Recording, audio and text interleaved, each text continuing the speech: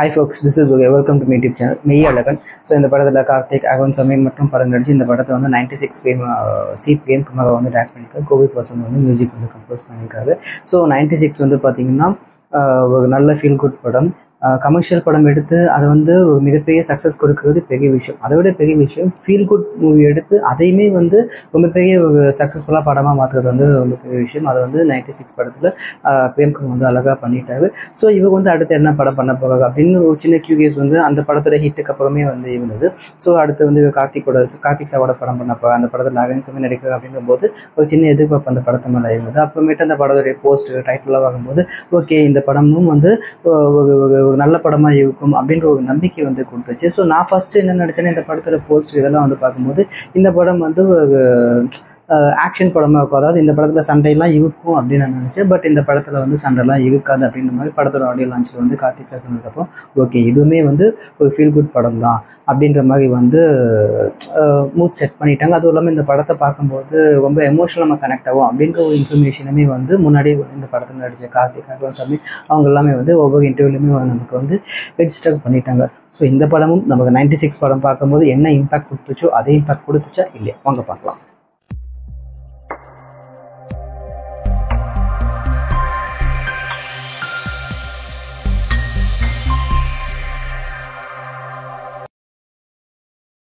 First இந்த படத்தோட positive பார்த்துக்கலாம். ஃபர்ஸ்ட் பாசிட்டிவ் வந்து பார்த்தீங்கன்னா அந்த படத்தோட டேரக்டர் பிரேம்குமார். அஃப்கோர்ஸ் இந்த படம் வந்து ஒரு ஃபீல் குட் படம்.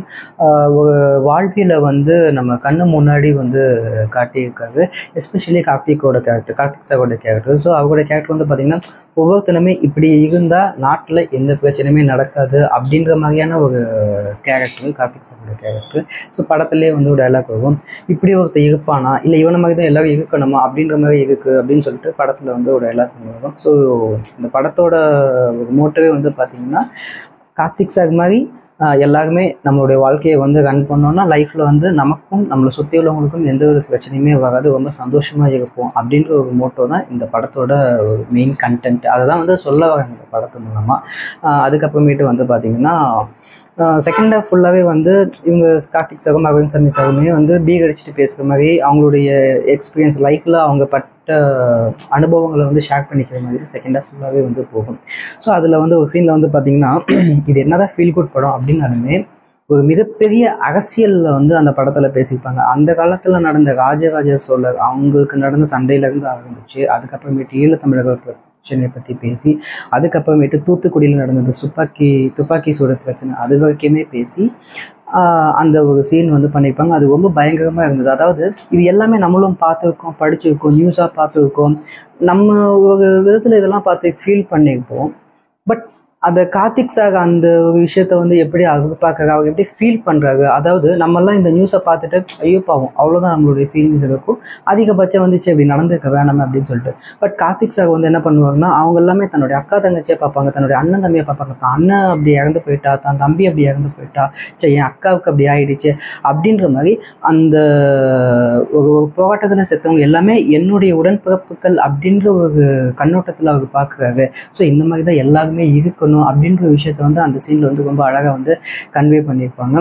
அதுக்கப்புறமேட்டு வந்து பார்த்தீங்கன்னா ஆக்சுவலாக இந்த படமே வந்து பார்த்தீங்கன்னா இதுதான் நான், இதுதான் என் வீடு, என் வீட்டில் உள்ள மக்கள் இவங்கெல்லாம் அப்படின்னு சொல்லிட்டு அவங்களுடைய சொந்த லைஃப்பை பற்றி பேசுகிற ஒரு படமாக தான் இருக்கும். அப்படி பேசும்போது ஜல்லிக்கட்டை பற்றி ஒரு பேசுகிற சீன் ஒன்று வரும்.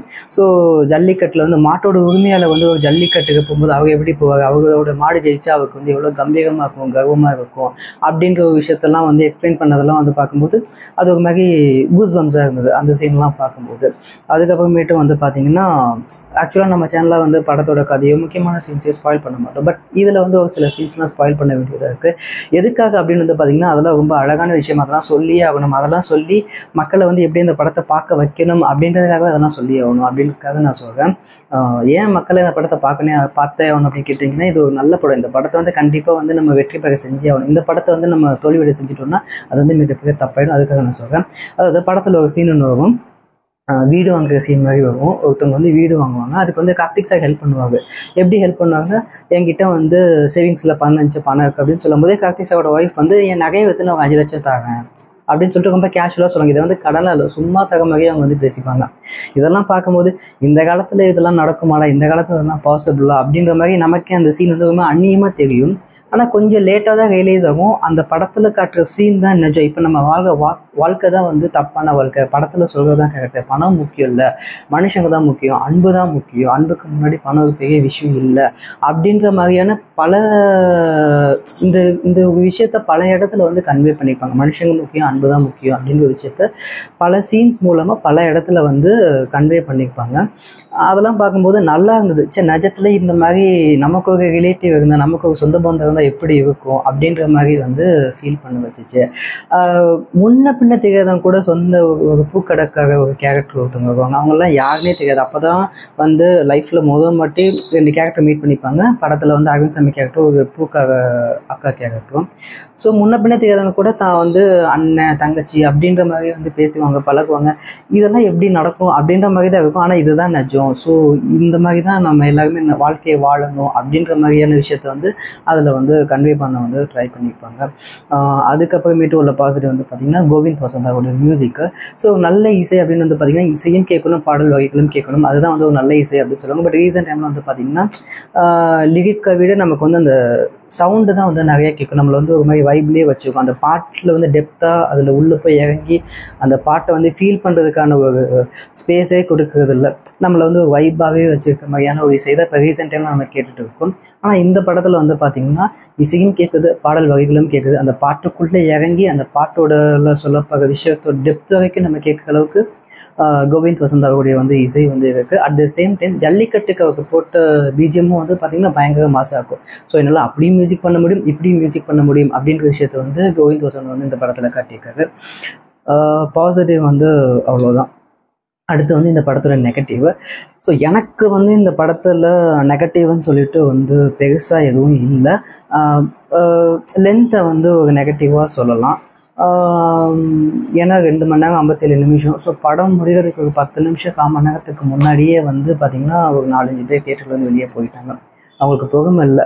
ஏன்னா இந்த படத்தில் கட்டுற ஒரு விஷயம் கூட அவங்களால அக்செப்ட் பண்ணிக்க முடியலையோ என்னமோ தெரியல, இதெல்லாம் நடக்குமாடா அப்படின்ற மாதிரி நினச்சிட்டு போயிட்டாங்களோ என்னமோ தெரியல. அதுக்கப்புறமேட்டு இந்த படம் எல்லாருக்கும் பிடிக்கும் அப்படின்னு கேட்டால் அதுவும் வாய்ப்புகள். இந்த படம் எல்லாத்துக்குமே பிடிக்காது. ஆனால் எப்படி சொல்கிறது, ஒரு சில பேருக்குலாம் வந்து ஏன் இன்றைக்கே வந்து தியேட்டரில் முன்னாடி உட்காந்தவங்க எல்லாமே வந்து கத்த ஆரம்பிச்சிட்டாங்க. ஒரு சின்ன பசங்க வந்து உட்காந்துருந்தாங்க, அவங்களுக்கு வயசு வந்து 20லேருந்து 22, 23 அந்த வயசு இருக்கும். அவங்களாம் வந்து கத்த ஆரம்பிச்சாங்க, என்னடா படுது ஆச்சா பூச்சான்னு சொல்லிட்டு. உண்மையிலேயே அவங்களுக்கு படம் பிடிக்கல, இல்லை இப்படி தான் கத்துனா தான் வந்து நம்மளை கெத்து நினச்சிப்பாங்களா அப்படின்னு அவங்க பண்ணங்களான்னு தெரியல. ஸோ ஒரு ஒரு ஒரு ஒரு நல்ல ஒரு மைண்ட் செட்டோட பொறுமையாக அந்த படத்தை பார்த்தா இது வந்து ஒரு மிக சிறந்த படம்.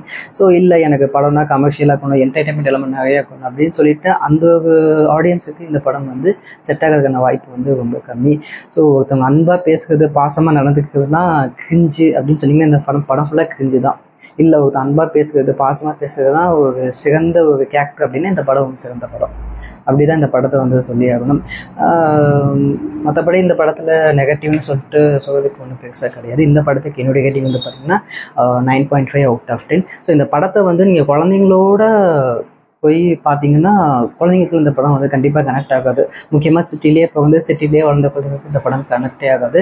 ஸோ நீங்கள் வந்து ஹஸ்பண்ட் அண்ட் ஒய்ஃபாக ஃபேமிலியாக அந்த படத்தை போய் பார்த்தீங்கன்னா, ஸோ அந்த படத்தை பார்த்துட்டு அந்த படத்தில் சொன்ன நல்ல விஷயங்களை நீங்கள் உங்கள் ரியல் லைஃப்பில் இம்ப்ளிமெண்ட் பண்ணிவிட்டு அது மூலமாக உங்களுக்கு குழந்தைங்களுக்கு இந்த படத்தில் சொல்லப்பட்ட இன்ஃபர்மேஷனை வந்து பாஸ் பண்ணிங்கன்னா ஸோ அது ஒரு நல்ல விஷயமா இருக்கும். படத்தோட மூட்டுமே கிட்டத்தட்ட வந்து அதுதான்.